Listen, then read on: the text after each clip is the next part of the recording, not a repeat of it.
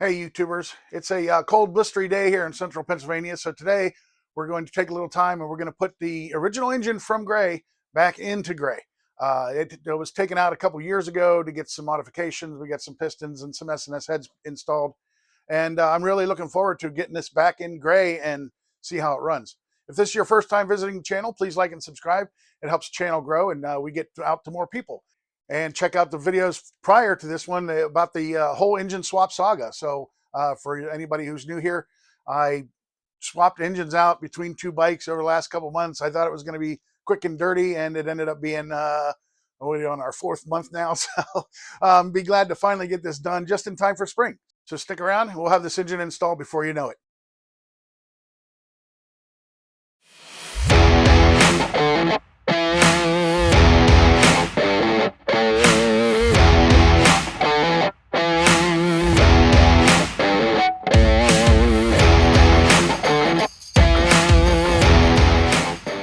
In preparation for installing this engine, I've already went ahead and moved the intake manifold from that engine that had the oil pressure problem over to this one. I put new seals in it and it's ready to go.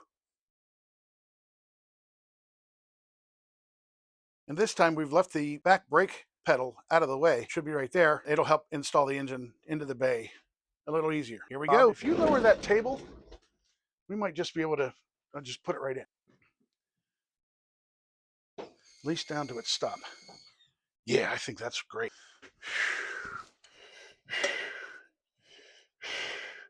All right, can you pull the bottom in? There we go. Now we should be able to wiggle that around. How are we? We got some oil lines over here caught.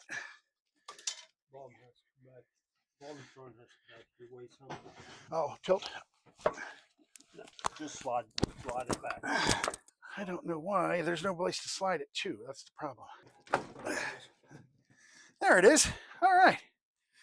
It's in. And I lost two of my hose clamps somewhere.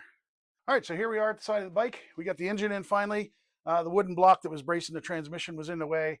And I think this was bolted to the stand. And there was a bolt in it in the stand. And I think when my mechanic put it together, he didn't pull that bolt out. And we had to cut through it halfway and just bend it enough to where we could get it up past the fins. So we didn't break any fins off. And we're all good. So now we're going to start to put the bolts in and get them set and leave that engine loose till we do the primary later.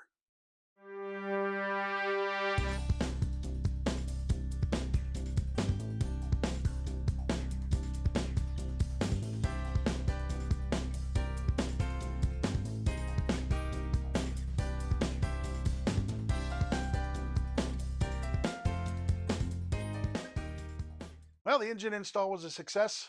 Bob and I got all the bolts in eventually. We had to go get bolts. We didn't find the right bolts. And then we come back from getting bolts and we found the right engine bolts in a cup of bolts, right? So the engine's in, the bolts are in. They're not tightened down. They're not torqued down yet, like I said.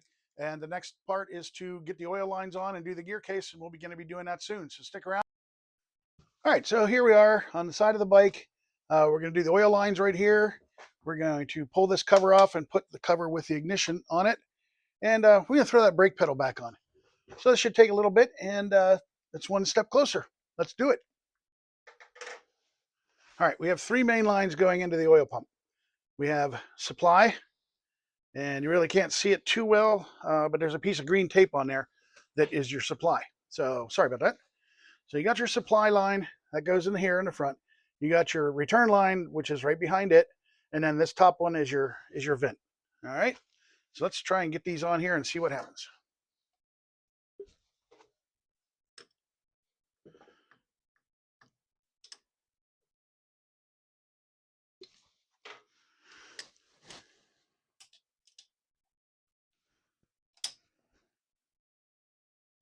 Oh, there we go. All right, let's start with the vents. It's in the back. All right. Pull some line up there.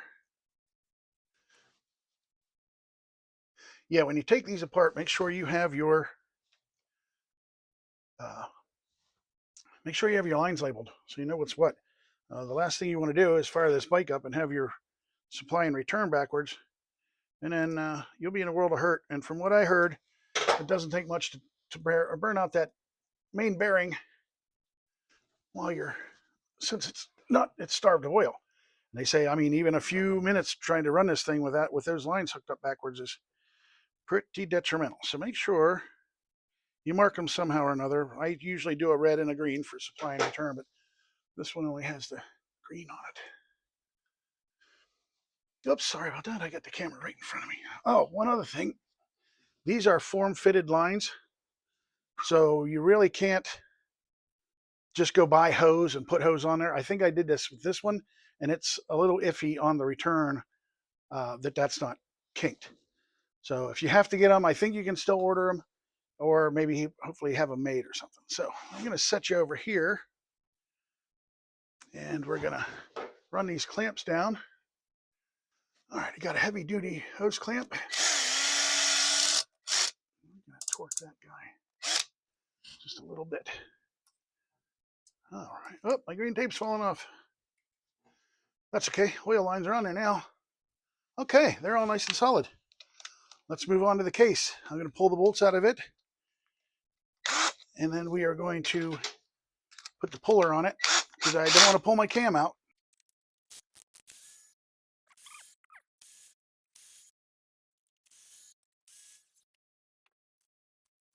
All right, everybody's short. Everybody's short except that one guy. So we're ready to pull the cone off, cone cover, gear, cam cover off, gear case cover, whatever you want to call it. We have our puller up here, and I'm just going to drive this in. It's okay to push against that cam. It's not that bad. And you can see already just a few turns on this, and it's starting to make that gap. So let's get the tool on it here. There we go. Nice and neat. And then that leaves your cam in place, and we pull the cover off.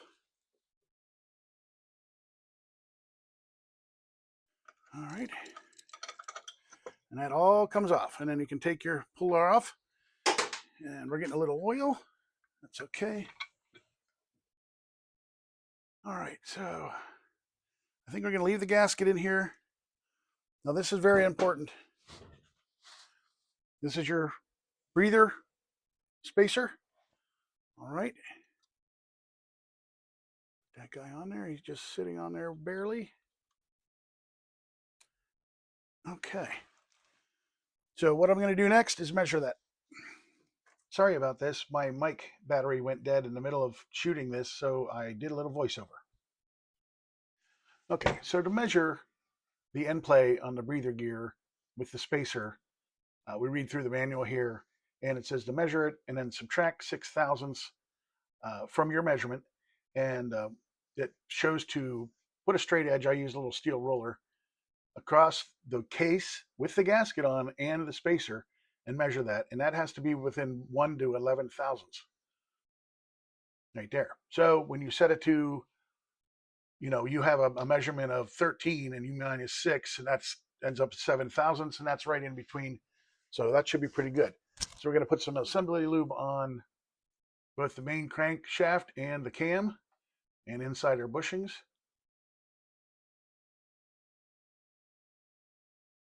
Put our new gasket on.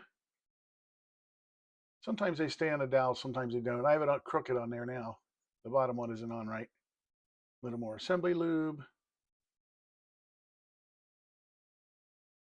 Fix the gasket. There we are. So yeah, taking that measurement's a little tricky, but once you do it a couple times, it's not so hard. It took me a little bit to figure it out. Oh, gasket fell off again.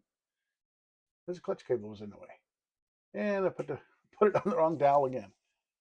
All right, there we go. Now we're ready to go. So set the cover up there, try to line everything, get your cam in there. There's also a breather tube in there you have to watch for, and it kind of sets on there. So I had a little problem getting on this one. They're getting this one on. Wasn't sure what was holding it up. I took the ignition out to see if the cup was on it. Okay, we got our case on. I had to wrestle with that a little bit off camera. It needed tapped so that the dowel on the top and the bottom would line up, and then it finally went in. When you push it on and it stops hard and you tap it with a hammer and it doesn't really, or with a mallet, and it doesn't give at all, you can hear the sound, your dowel pins are a little off. So I ran the screws in. I'm just going to tighten these down in a star pattern. I don't like to torque these to spec necessarily because, like I said in that other video, these things have been taken apart a lot. Those threads might be a little thin, and you don't want to happen what happened with Raven bikes. So I've got all these snug down. Okay. All right, so we have that on. Okay, just like the other one, take your bolt out. You want to find that little notch, and it matches the notch on the camshaft. And get it in there and kind of, if it doesn't turn, I got it in there right on the first try. See how it kind of spins till you find its key, and then it just sits there real gently. So get your socket and your screw. Nice and easy. Get that started in there. Torque that down too much either, okay? If you want to use a little red Loctite, that's good too.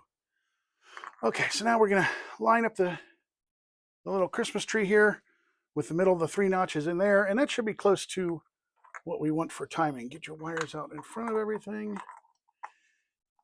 Sometimes they're a little tricky to get popped in here.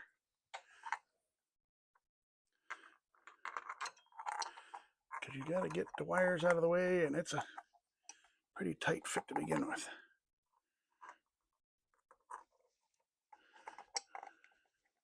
There we go. Popped right in. Let's get that sucker a little aligned. And right there is good. I like that. So let's get these started, and then we can mess with that once we get the plate almost locked down.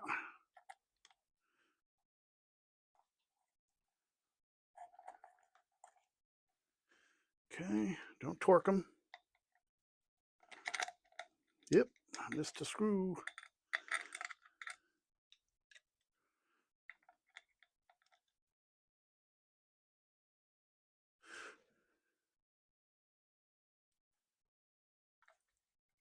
Okay, don't torque them down.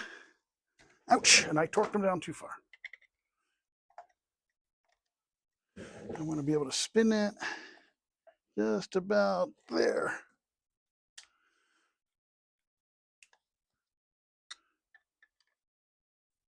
Actually, I don't want to torque them down yet anyway because we're going to set the static timing, and I'll need to turn that and adjust that a little bit. So there we go. We got oil lines on, we got the gear case on. Let's throw this rear brake on while we're sitting here.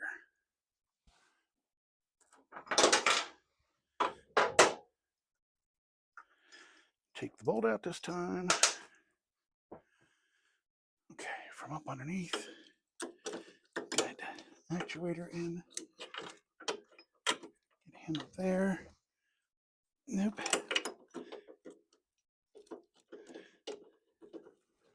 I think that's it.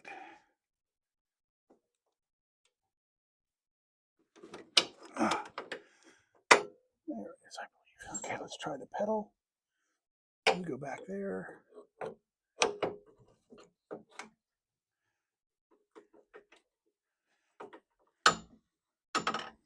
Oh my goodness, this is hard to all hold at once.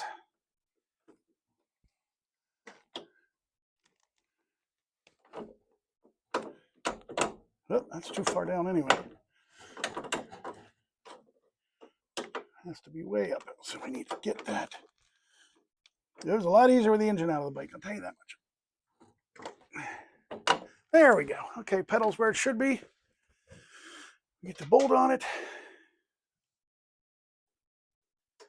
And then, wonderful, wonderful, wonderful. All right, nice and snug. Brake actuator works. We're good to go. And one last thing I want to do before I wrap this up is put the oil sending unit on. So I have to put this little adapter in first because the gauge won't fit there naturally. Let me clean my hands off here.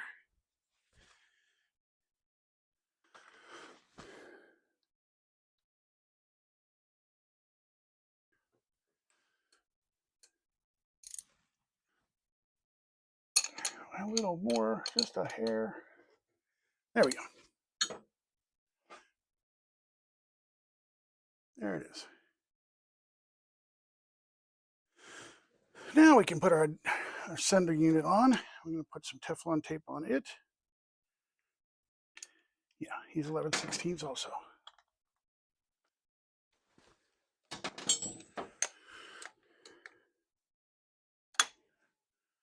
All right, that's pretty good. I'm going to back that out just a smidge. There we go. All right. In all actuality, I'll probably end up taking this back off because we still got to torque down the engine mounts, but I wanted to show you how it goes. So put our ends on here. I don't think it really matters which one goes on which.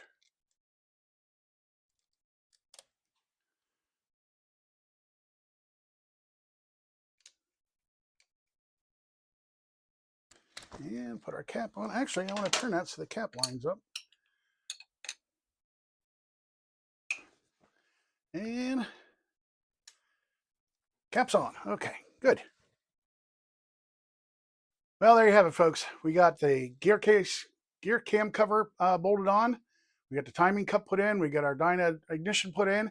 Let me see here. We got the oil lines on, the sending unit on, and we put the back brake pedal back on. So we're doing pretty good here. Thanks for joining us. Stop back next week. We're going to do the inner primary and the clutch basket and the chain, primary chain, all that stuff, and torque the engine down finally, and we'll get to that. Until next time, thanks for watching. This has been Wrench, Ride, and Repeat. Be good out there.